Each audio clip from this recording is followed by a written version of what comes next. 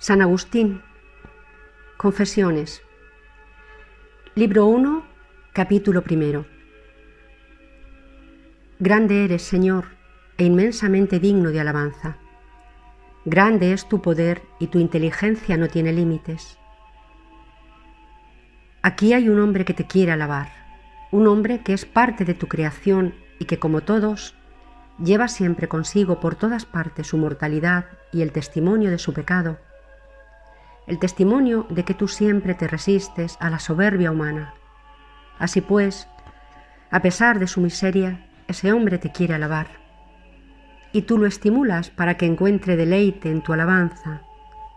Nos creaste para ti, y nuestro corazón andará siempre inquieto mientras no descanse en ti. Y ahora, Señor, concédeme saber qué es primero, si invocarte o alabarte, o si antes de invocarte es todavía preciso conocerte. Pues, ¿quién te podría invocar cuando no te conoce? Si no te conoce bien, podría invocar a alguien que no eres tú. ¿O será acaso que nadie te puede conocer si no te invoca primero? Mas por otra parte, ¿cómo te podría invocar quien todavía no cree en ti? ¿Y cómo podría creer en ti si nadie te predica? Alabarán al Señor quienes lo buscan, pues si lo buscan lo habrán de encontrar, y si lo encuentran lo habrán de alabar. Haz pues, Señor, que yo te busque y te invoque, y que te invoque creyendo en ti, pues ya he escuchado tu predicación.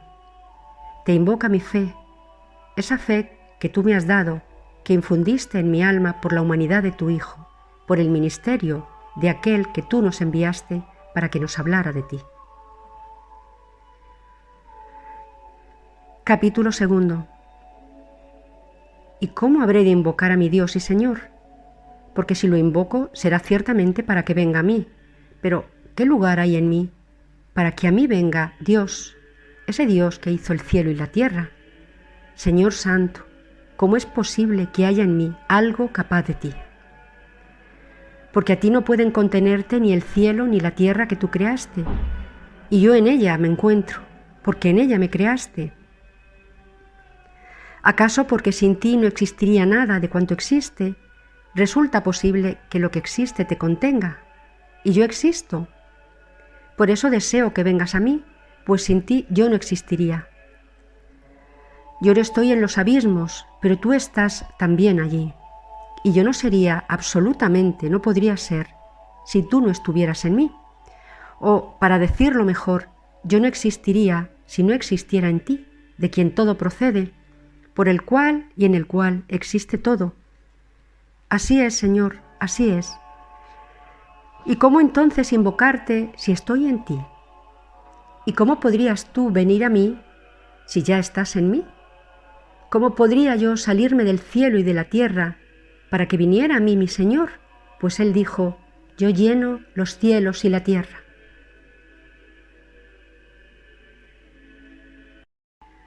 Capítulo 3. Entonces, Señor, ¿te contienen el cielo y la tierra porque tú los llenas? ¿O los llenas, pero queda algo de ti que no cabe en ellos? ¿Y en dónde pones lo que llenados el cielo y la tierra sobra de ti? O más bien, tú no necesitas nada que te contenga porque tú lo contienes todo, porque tú lo llenas conteniéndolo. Porque los vasos que están llenos de ti no te dan tu estabilidad, aunque ellos se rompieran, tú no te derramarías. Y cuando te derramas en nosotros no te rebajas, sino que nos levantas, no te desparramas, sino que nos recoges. Pero tú, que todo ¿lo llenas con la totalidad de ti? Las cosas no te pueden contener todo entero. ¿Diremos que solo captan una parte de ti y que todas forman esa misma parte? ¿O que una cosa toma una parte de ti y otra, y unas una parte mayor y otras una menor? Habría que decir entonces que tú tienes partes y unas mayores que otras. Pero esto no puede ser. Tú estás en todas las cosas, están en ellas de una manera total y la creación entera no te puede abarcar. Capítulo 4. ¿Quién eres, pues, tú, Dios mío? ¿Y a quién dirijo mis ruegos, sino a mi Dios y mi Señor? ¿Y qué otro Dios fuera del Señor nuestro Dios? Tú eres sumo y óptimo, y tu poder no tiene límites, infinitamente misericordioso y justo al mismo tiempo, inaccesible, secreto y vivamente presente, de inmensa fuerza y hermosura, estable e incomprensible, un inmutable que todo lo mueve. Nunca nuevo, nunca viejo, todo lo renuevas, pero haces envejecer a los soberbios sin que ellos se den cuenta. Siempre activo, pero siempre quieto, todo lo recoges, pero nada te hace falta. Todo lo creas, lo sustentas y lo llevas a perfección. Eres un Dios que busca, pero nada necesita. Ardes de amor, pero no te quemas. Eres celoso, pero también seguro. Cuando de algo te arrepientes, no te duele. Te enojas, pero siempre estás tranquilo. Cambias lo que haces fuera de ti, pero no cambias consejo. Nunca eres pobre, pero te alegra lo que de nosotros ganas. No eres avaro, pero buscas ganancias. Nos haces darte más de lo que nos mandas para convertirte en deudor nuestro. Pero, ¿quién tiene algo que no sea tuyo?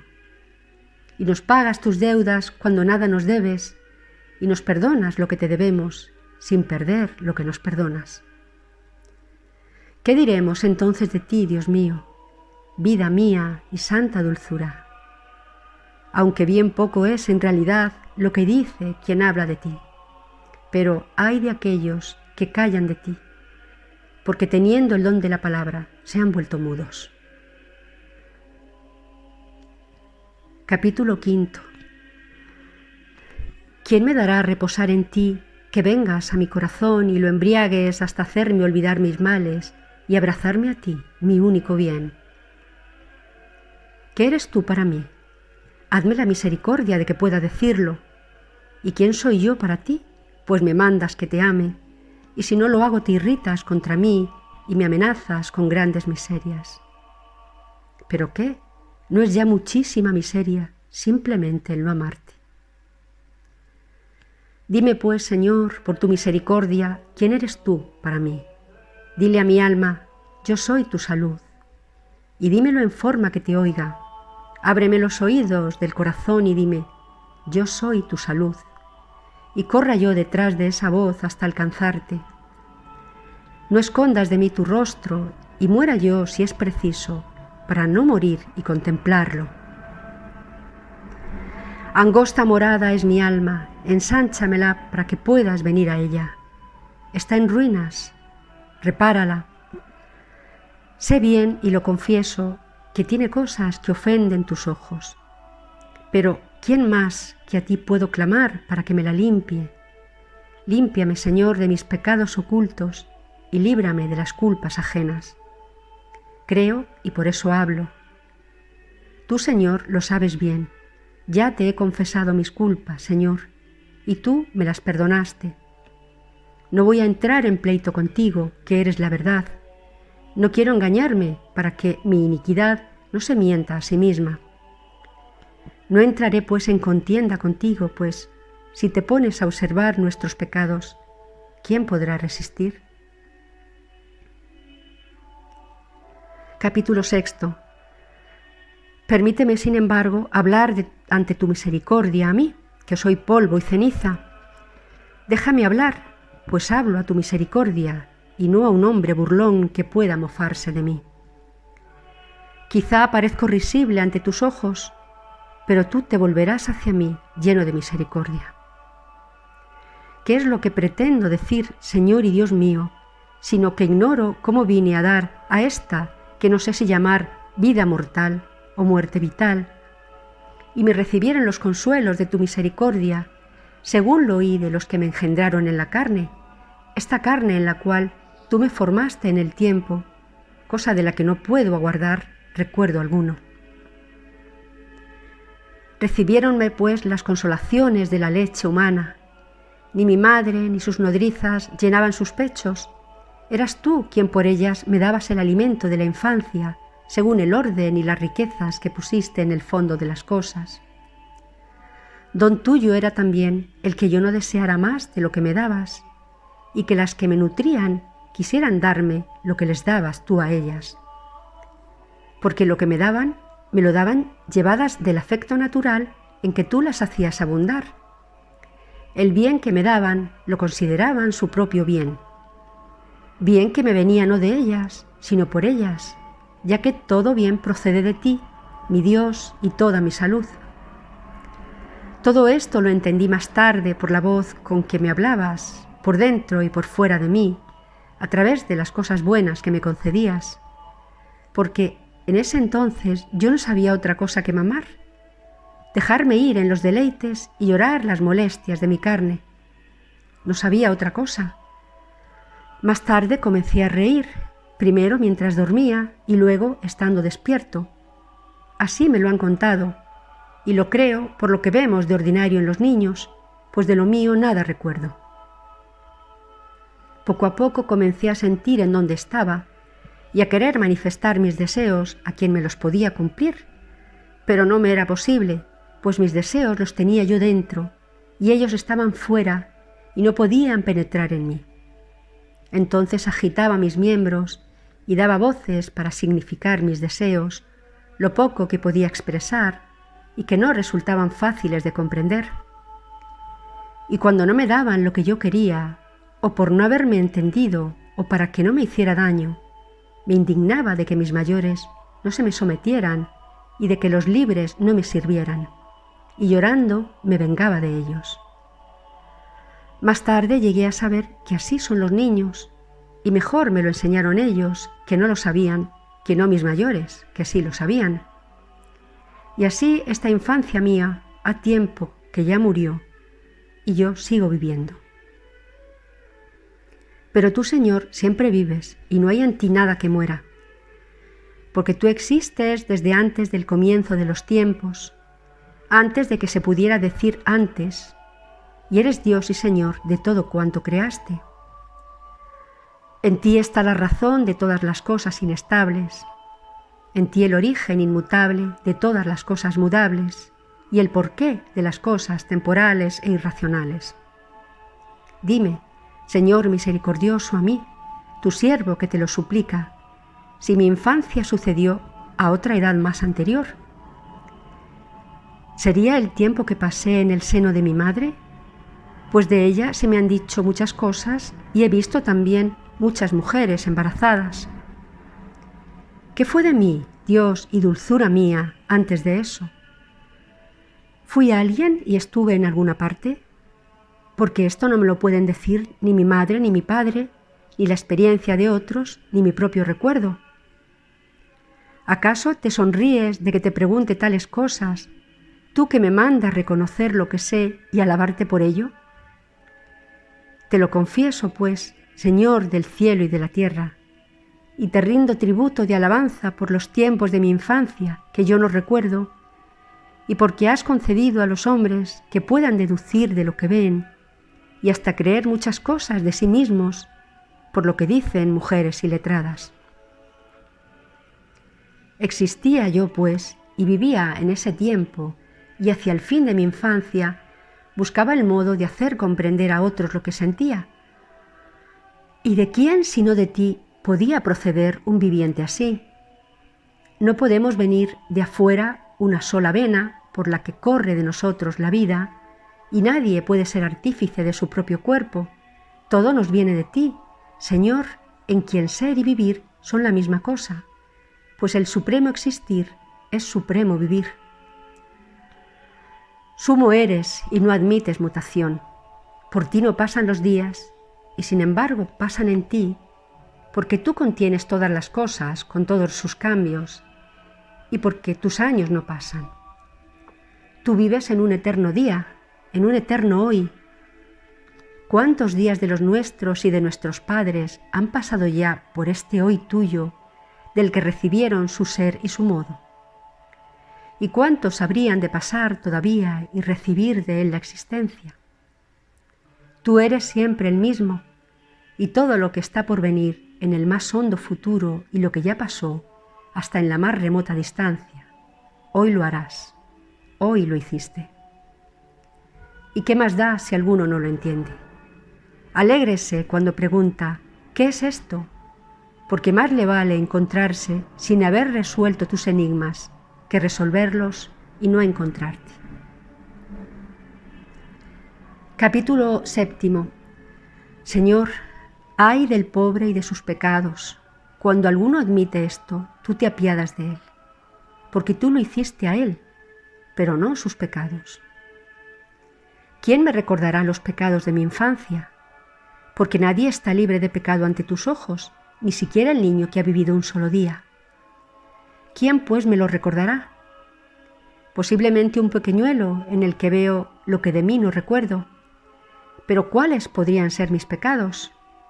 ¿Acaso que buscaba con ansia y con llanto el pecho de mi madre? Porque si ahora buscase con el mismo deseo no ya la leche materna, sino los alimentos que convienen a mi edad, sería ciertamente reprendido y con justicia. Yo hacía pues entonces cosas dignas de reprensión, pero como no podía entender a quien me reprendiera, no me reprendía nadie, ni le hubiera consentido la razón. Defectos son estos que desaparecen con el paso del tiempo. Ni he visto a nadie tampoco, cuando está limpiando algo, desechar advertidamente lo que está bien. Es posible que en aquella temprana edad no estuviera tan mal el que yo pidiese llorando cosas que me dañarían si me las dieran, ni que me indignara contra aquellas personas maduras y prudentes y contra mis propios padres porque no se doblegaban al imperio de mi voluntad. Y esto hasta el punto de quererlas yo golpear y dañar según mis débiles fuerzas, por no rendirme una obediencia que me habría perjudicado. Por lo cual puede pensarse que un niño es siempre inocente si se considera la debilidad de sus fuerzas, pero no necesariamente si se mira la condición de su ánimo. Tengo la experiencia de un niño que conocí. No podía aún hablar, pero se ponía pálido y miraba con torvos ojos a un hermano de leche. Todos tenemos alguna experiencia de estas. A veces madres y nodrizas pretenden que esto se puede corregir con no sé qué remedios. Pero, miradas las cosas en sí, no hay inocencia en excluir de la fuente abundante y generosa a otro niño mucho más necesitado y que no cuenta para sobrevivir sino con ese alimento de vida. Y con todo esto, cosas tales se les pasan fácilmente a los niños, no porque se piense que son pequeñeces sin importancia, sino más bien porque estiman que son defectos que pasan con el tiempo. Esto no parece fuera de razón, pero lo cierto es que cosas tales no se les permiten a un niño más crecido. Así pues, tú, Señor, que al darle a un niño la vida, lo provees con el cuerpo que le vemos dotado de sentidos y de graciosa figura, y con miembros organizados en disposición y con fuerza conveniente, me mandas ahora que te alabe por esto, que te confiese y cante en honor de tu nombre, porque eres un Dios omnipotente y bueno, y también lo serías aun cuando no hubieras hecho otras cosas fuera de estas, pues cosas tales no las puede hacer nadie sino tú, el único de quien procede el mundo todo, el hermosísimo que da forma a todos los seres y con sus leyes los ordena.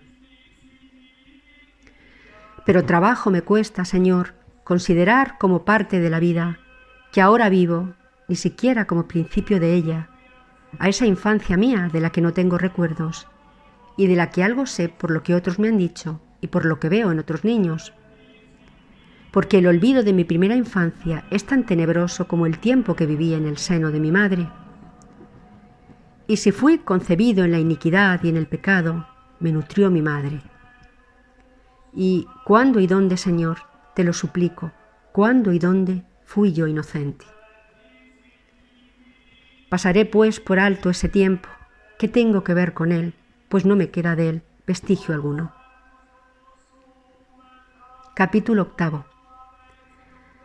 De la infancia pasé pues a la niñez, o por mejor decir, la niñez vino a mí sucediendo a la infancia, y sin embargo la infancia no desapareció. ¿A dónde se habría ido? Pero yo no era ya un infante incapaz de hablar, sino un niño que hablaba. Esto lo recuerdo bien, así como advertí más tarde el modo como había aprendido a hablar. Mis mayores no me enseñaban proponiéndome ordenadamente las cosas, como después aprendí las letras, sino que con la mente que me diste, Señor, y mediante voces y gemidos y con movimientos varios, trataba yo de expresar mi voluntad. No podía yo expresar todo lo que quería, ni a todos aquellos a quienes lo quería expresar. Pero ellos comentaban alguna cosa y con algún movimiento la señalaban. Yo imprimía con fuerza las voces en mi memoria, seguro de que correspondían a lo que ellos con sus movimientos habían señalado. Lo que ellos querían me lo daban a entender con sus movimientos, la expresión de su rostro, las nociones de los ojos y de otros miembros del cuerpo, el sonido de la voz al pedir o rechazar o hacer algo, son como un lenguaje natural en todos los pueblos, indicativo de los estados de ánimo. Así, las palabras ocupando su lugar en las frases y frecuentemente repetidas en relación con las cosas me hacían colegir poco a poco el significado de cada una, y por medio de ellas, una vez acostumbrada mi boca a pronunciarlas, me hacía comprender. De ese modo aprendí a comunicarme por signos con los que me rodeaba y entré a la tormentosa sociedad de la vida humana, sometido a la autoridad de mis padres y al querer de las personas mayores. Capítulo 9. Cuántas miserias y humillaciones pasé, Dios mío, en aquella edad en la que se me proponía como única manera de ser bueno, sujetarme a mis preceptores. Se pretendía con ello que yo floreciera en este mundo por la excelencia de las artes del decir con que se consigue la estimación de los hombres y se está al servicio de falsas riquezas. Fui enviado a la escuela para aprender las letras, cuya utilidad, pobre de mí, ignoraba yo entonces, y sin embargo me golpeaban cuando me veían perezoso, porque muchos que vivieron antes que nosotros nos prepararon estos duros caminos por los que nos forzaban a caminar, pobres hijos de Adán, con mucho trabajo y dolor. Entonces conocí a algunas personas que te invocaban. De ellas aprendí a sentir, en la medida de mi pequeñez, que tú eras alguien, que eres muy grande y que nos puedes escuchar y socorrer sin que te percibamos con los sentidos. Siendo pues niño, comencé a invocarte como mi auxilio y mi refugio, y en este rogar iba yo rompiendo las ataduras de mi lengua. Pequeño era yo, pero con ahínco nada pequeño te pedía que no me azotaran en la escuela. Y cuando no me escuchabas, aun cuando nadie podía tener por necia mi petición, las gentes mayores se reían, y aun mis padres mismos, que nada malo querían para mí. En eso consistieron mis mayores sufrimientos de aquellos días. ¿Existe acaso, Señor, un alma tan grande y tan unida a ti por el amor, que en la fuerza de esta afectuosa unión contigo haga lo que en ocasiones se hace por pura demencia? ¿Despreciar los tormentos del potro, de los ganchos de hierro y de otros varios? Porque de tormentos tales quiere la gente verse libre, y por todo el mundo te lo suplican llenos de temor. Habrá, pues, quienes por puro amor a ti lo desprecien y tengan en poco a quienes sienten terror ante el tormento, a la manera como nuestros padres se reían de lo que nuestros maestros nos hacían sufrir. Y sin embargo, pecábamos leyendo y escribiendo y estudiando menos de lo que se nos exigía. Lo que nos faltaba no era ni la memoria ni el ingenio, pues nos los diste suficiente para aquella edad. Pero nos gustaba jugar, y esto nos lo castigaban quienes jugaban lo mismo que nosotros. Porque los juegos con que se divierten los adultos se llaman solemnemente negocios. Y lo que para los niños son verdaderos negocios, ellos lo castigan como juegos, y nadie compadece a los niños ni a los otros.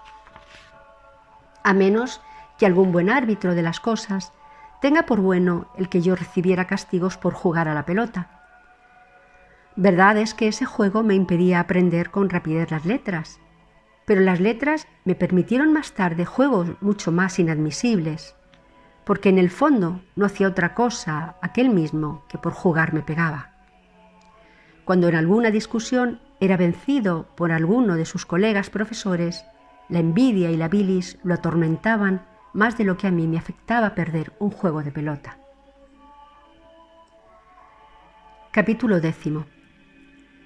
Y sin embargo, pecaba yo, oh Dios, que eres el creador y ordenador de todas las cosas naturales, con la excepción del pecado, del cual no eres creador, sino nada más que ordenador.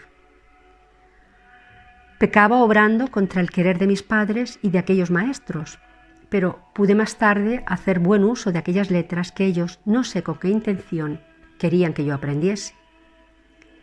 Si yo desobedecía, no era por haber elegido algo mejor, sino simplemente por la atracción del juego. Gozábame yo en espléndidas victorias y me gustaba el cosquilleo ardiente que en los oídos dejan las fábulas. Cada vez más me brillaba una peligrosa curiosidad en los ojos cuando veía los espectáculos circenses y gladiatorios de los adultos. Quienes tales juegos organizaban ganan con ello tal dignidad y excelencia que todos luego la desean para sus hijos. Y sin embargo no llevan a mal el que se los maltrate por el tiempo que pierden viendo esos juegos, ya que el estudio les permitía montarlos ellos mismos más tarde. Considera, Señor, con misericordia estas cosas y líbranos a nosotros, los que ya te invocamos, y libra también a los que no te invocan todavía, para que lleguen a invocarte y los salves. Capítulo 11. Todavía siendo niño, había oído yo hablar de la vida eterna que nos tienes prometida por tu Hijo, nuestro Señor, cuya humildad descendió hasta nuestra soberbia. Ya me signaba con el signo de la cruz y me sazonaba con su sal, ya desde el vientre de mi madre, que tan grande esperanza tenía puesta en ti. Y tú sabes que ciertos días me atacaron violentes dolores de vientre con mucha fiebre y que me vi de muerte. Y viste también, porque ya entonces eras mi guardián, con cuánta fe y ardor pedí el bautismo de tu Cristo, Dios y Señor mío, y mi madre y la madre de todos, que es tu Iglesia, y mi madre del cuerpo, que consternada en su corazón casto y lleno de fe, quería engendrarme para la vida eterna, se agitaba para que yo fuera iniciado en los sacramentos de la salvación y confiándote a ti, Señor mío, recibiera la remisión de mi pecado. Y así hubiera sido sin la pronta recuperación que tuve. Se difirió, pues, mi purificación como si fuera necesario seguir viviendo una vida manchada, ya que una recaída en el mal comportamiento después del baño bautismal habría sido peor y mucho más peligrosa. Yo era ya, pues, un creyente, y lo era también mi madre y todos los de la casa, con la excepción de mi padre, quien, a pesar de que no creía, tampoco estorbaba los esfuerzos de mi piadosa madre para afirmarme en la fe en Cristo, porque ella quería que no él, sino tú fueras mi padre, y tú la ayudabas a sobreponerse a quien bien servía, siendo ella mejor, pues al servicio a él por tu mandato, a ti te servía. Me gustaría saber, Señor, por qué razón se difirió mi bautismo, si fue bueno para mí que se aflojaran las riendas para seguir pecando, o si hubiera sido mejor que no se me aflojaran, porque oímos todos los días decir: deja a éste que haga su voluntad, al cabo no está bautizado todavía. ¿Por qué, Señor, cuando la salud del cuerpo nunca decimos: déjalo que se trastorne más, al cabo no está aún curado? Cuánto mejor hubiera sido que yo sanara más pronto y que de tal manera obrara yo y obraran conmigo, que quedara en seguro bajo tu protección la salud del alma que de ti me viene. Pero bien sabía mi madre cuántas y cuán grandes oleadas de tentación habrían de seguir a mi infancia. Pensó que tales batallas contribuirían a formarme y no quiso exponer a ellas la efigie tuya que se nos da en el bautismo.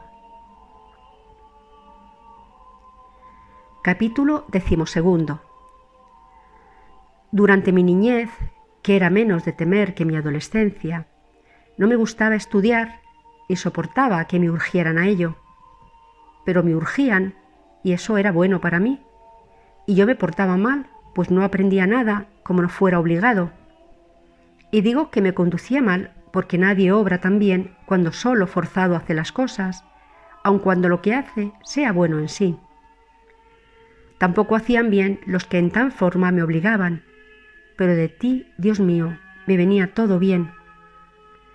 Los que me forzaban a estudiar no veían otra finalidad que la de ponerme en condiciones de saciar insaciables apetitos en una mísera abundancia e ignominiosa gloria.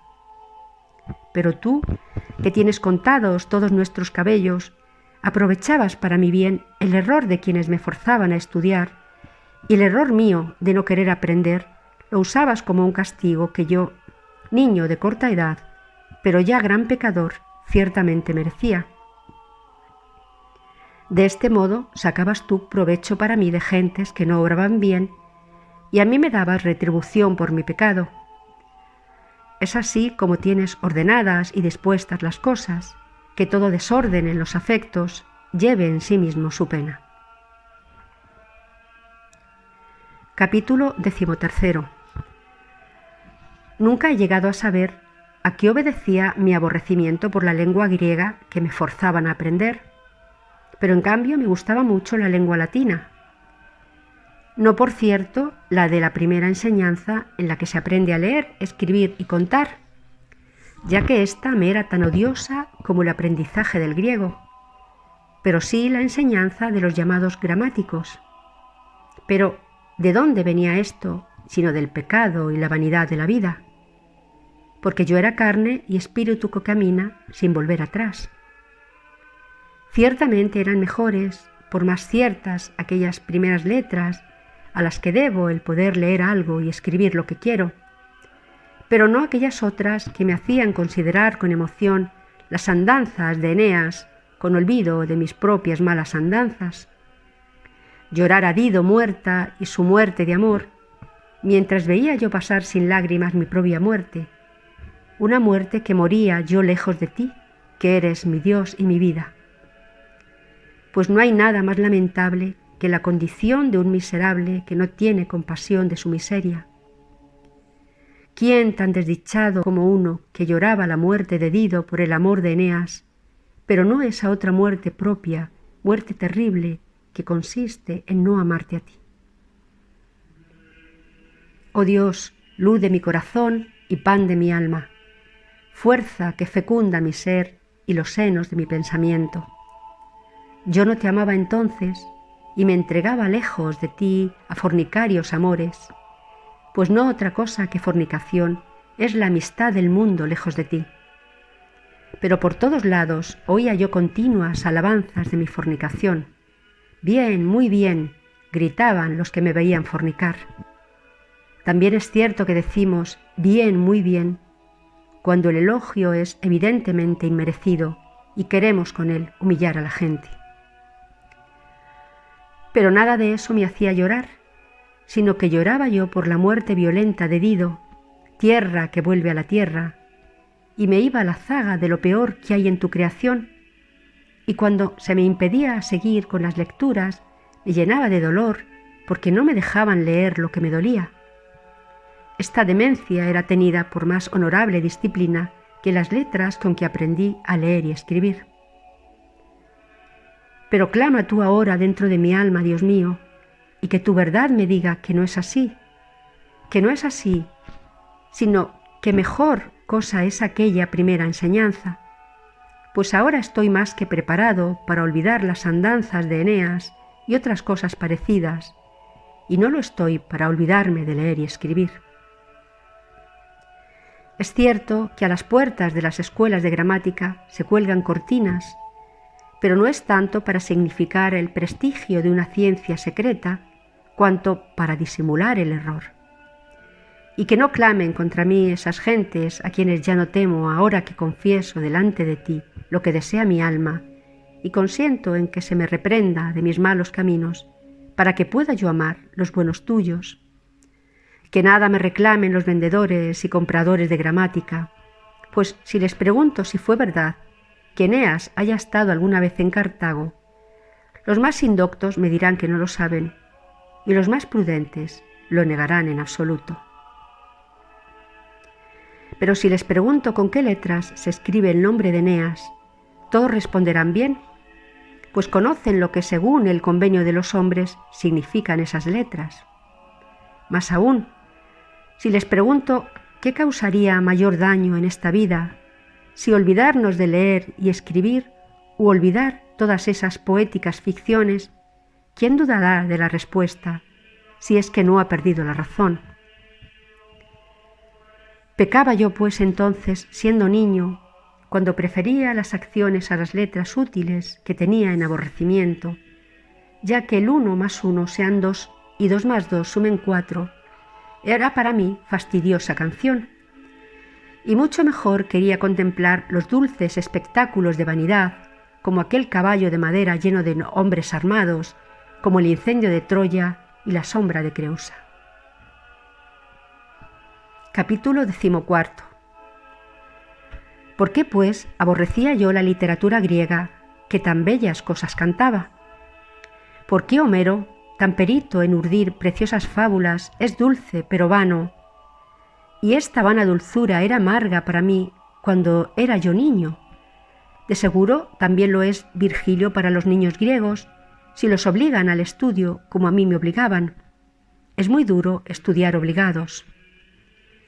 Y así la dificultad de batallar con una lengua extraña amargaba como la hiel la suavidad de aquellas fabulosas narraciones griegas. La lengua yo no la conocía, y sin embargo se me amenazaba con penas y rigores como si bien la conociera. Tampoco conocía yo en mi infancia la lengua latina, pero con la sola atención la fui conociendo sin miedo ni fatiga, y hasta con halagos de parte de mis nodrizas y con afectuosas burlas y juegos alegres que inspiraban mi ignorancia. La aprendí, pues, sin presiones, movido solamente por la urgencia que yo mismo sentía de hacerme comprender. Iba poco a poco aprendiendo las palabras, no de quien me las enseñara, sino de quienes hablaban delante de mí, y yo, por mi parte, ardía por hacerles conocer mis pensamientos. Por donde se ve que para aprender mayor eficacia tiene la natural curiosidad que no una temerosa coacción. Pero tú, Señor, tienes establecida una ley, la de que semejantes coacciones pongan un freno beneficioso al libre flujo de la espontaneidad.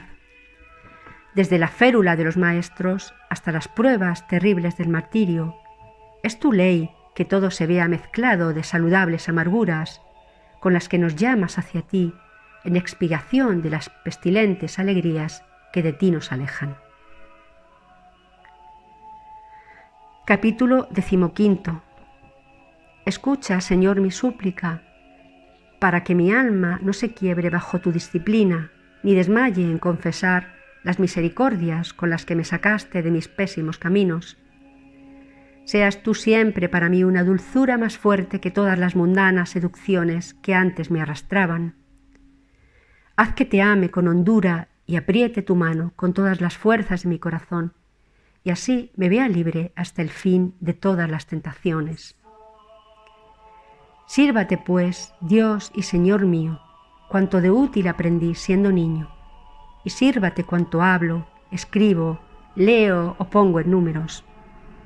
Porque cuando aprendía yo vanidades, tú me dabas disciplina y me perdonabas el pecaminoso placer que en ellas tenía. Es cierto que en ellas aprendí muchas cosas que me han ido de utilidad, pero eran cosas que también pueden aprenderse sin vanidad alguna. Este camino es el mejor, y ojalá todos los niños caminaran por esta senda segura. Capítulo 16.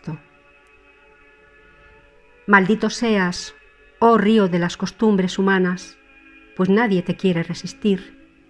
¿Cuándo te secarás? ¿Hasta cuándo seguirás arrastrando a los pobres hijos de Eva hacia mares inmensos y tormentosos, en los que apenas pueden navegar los que se suben a un leño? ¿No he leído yo acaso en ti que Júpiter truena en el cielo, pero es adúltero sobre la tierra? Ambas cosas son incompatibles, pero él las hizo, y con la alcahuetería de truenos falsos dio autoridad a quienes lo imitaran en un adulterio verdadero. ¿Y cuál de aquellos maestros más insignes soportaría sin impaciencia que un hombre de su misma condición dijese que Homero en sus ficciones transfería a los dioses los vicios humanos en vez de traspasar a los hombres cualidades divinas? Aunque mayor verdad habría de decir que él en sus ficciones atribuía cualidades divinas a hombres viciosos, con lo cual los vicios quedaban conestados y quien los tuviera podía pensar que imitaba no a hombres depravados, sino a celestes deidades.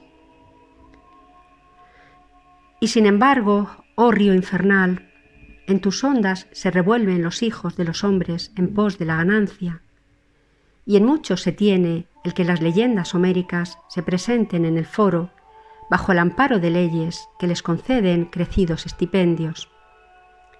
Y haces, oh río, sonar tus piedras diciendo: aquí se aprende el arte de la palabra, aquí se adquiere la elocuencia tan necesaria para explicar las cosas y persuadir los ánimos.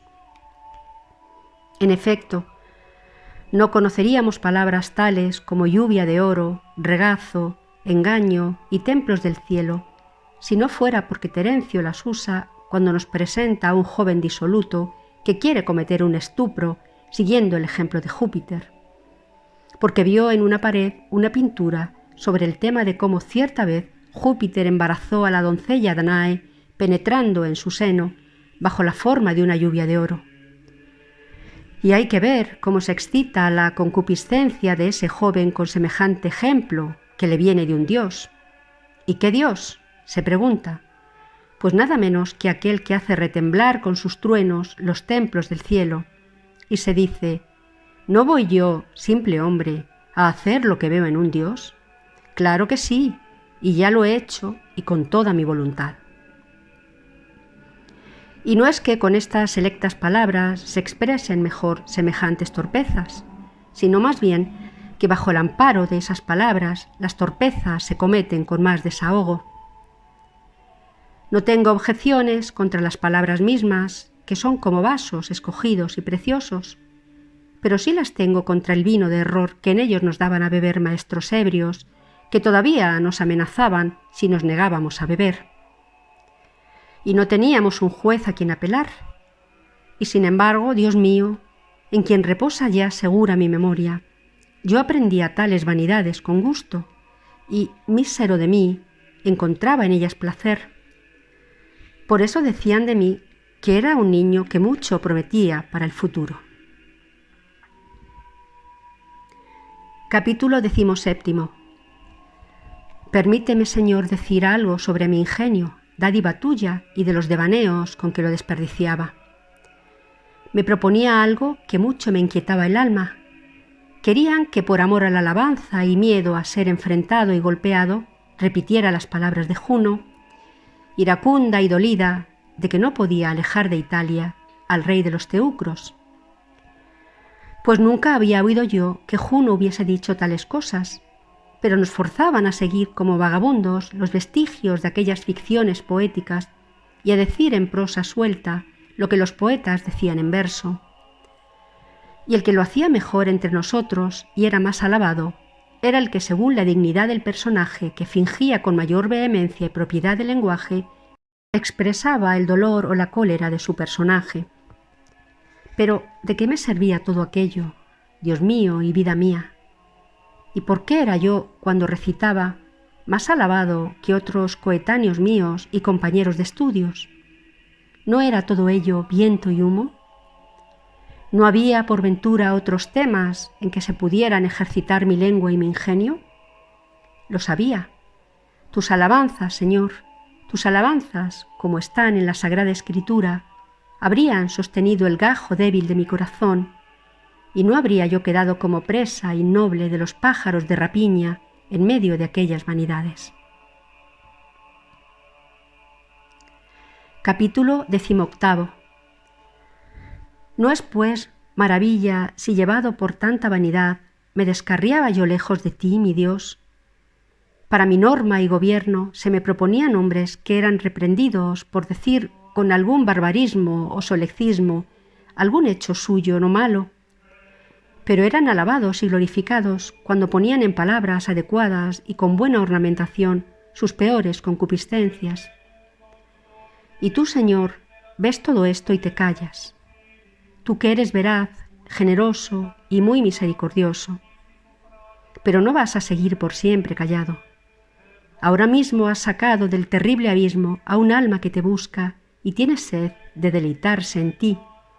Un alma que te dice: he buscado, Señor, tu rostro y lo haré siempre de buscar. Porque yo anduve lejos de tu rostro, llevado por una tenebrosa pasión. Porque nadie se aleja de a ti o retorna a ti con pasos corporales por los caminos del mundo. ¿Acaso aquel hijo menor tuyo que huyó de ti para disipar en una región lejana cuanto le habías dado, tuvo en el momento de partir necesidad de caballos o carros o naves? ¿Necesitó acaso alas para volar o presurosas rodillas? Tú fuiste para él un dulce padre cuando le diste lo que te pidió para poder marcharse, pero mucho más dulce todavía cuando a su regreso lo recibiste pobre y derrumbado. El que vive en un afecto deshonesto vive en las tinieblas, lejos de tu rostro. Mira, pues, Señor, con paciencia lo que tienes ante los ojos, con cuánto cuidado observan los hijos de los hombres las reglas que sobre el sonido de las letras y sílabas recibieron de sus maestros, al paso que descuidan las leyes que tú les pones para su eterna salvación. Así sucede con quien es conocedor de las leyes de la gramática. No os portará que alguien diga hombre sin H por hombre, con H, suprimiendo la aspiración de la primera sílaba, pero en cambio tendrá por poca cosa, ligera, de nada, si siendo hombre el mismo, odia a los demás hombres contra tu mandamiento. Como si le fuera posible a alguien causarle a otro un daño mayor que el que se causa a sí mismo con el odio que le tiene, como si pudiera causarle a otro una devastación mayor que la que a sí mismo se causa siendo su enemigo.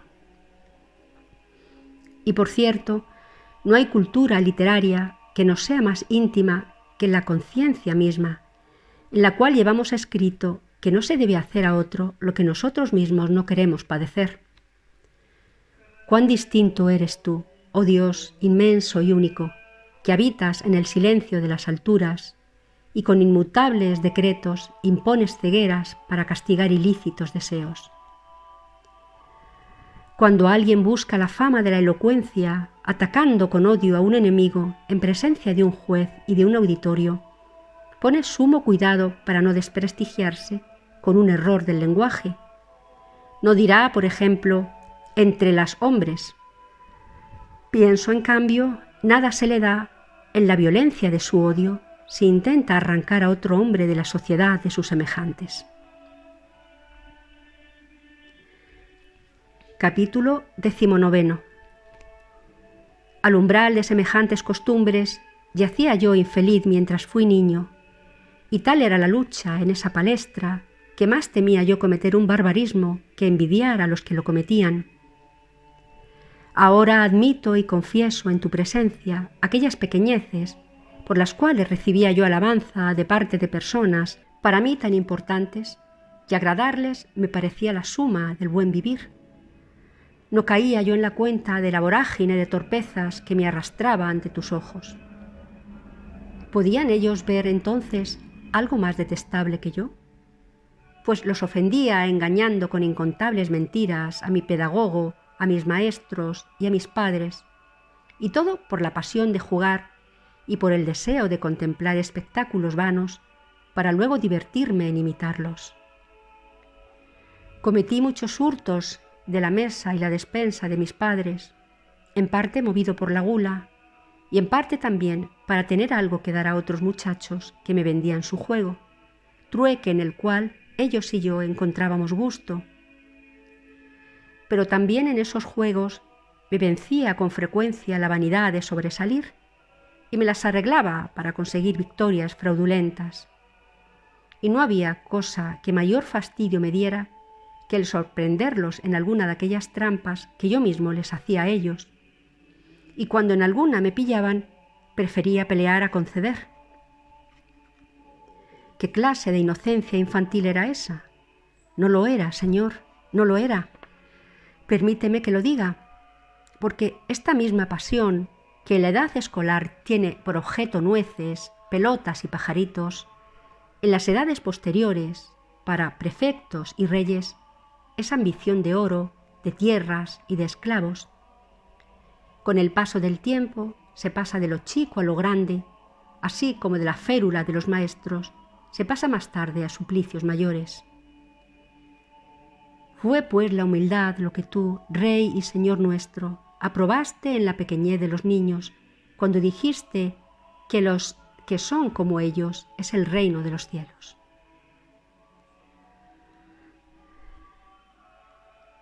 Capítulo 20.